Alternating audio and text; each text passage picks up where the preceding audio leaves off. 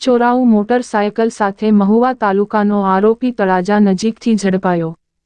અનેક ચોરીઓનો ભેદ ઉકેલતી Bhavnagar crime branch team. Bhavnagar crime branch ટીમને ચોક્કસ હકીકત મળેલ કે નવ મોટરસાયકલ સાથે સાંખડાસર નંબર 2 નજીક દેવીપૂજક દંગા નજીક અવાવરૂ જગ્યામાં એક શખ્સ ઉભેલ છે। ટીમ બાતમીવાળી જગ્યાએ દોડી જઈ તપાસ કરતા 9 મોટરસાયકલ સાથે શખ્સ હાજર મળી આવેલ। તેની પાસે મોટરસાયકલ અંગે આધાર પુરાવા માંગતા તેઓએ કોઈ સંતોષકારક જવાબ આપેલ નહીં।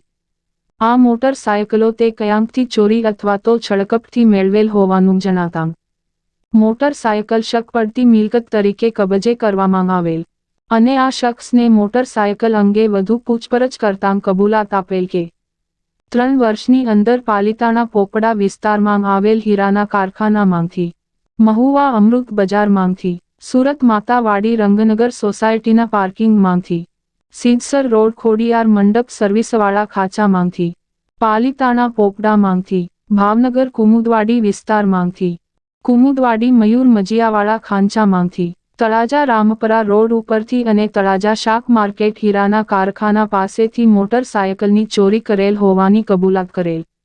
તેના વિરુદ્ધ કાયદેસર કાર્યવાહી કરી આગળની વધુ તપાસ થવા માટે તળાજા પોલીસ સ્ટેશન સોંપી આપવામાં આવેલ।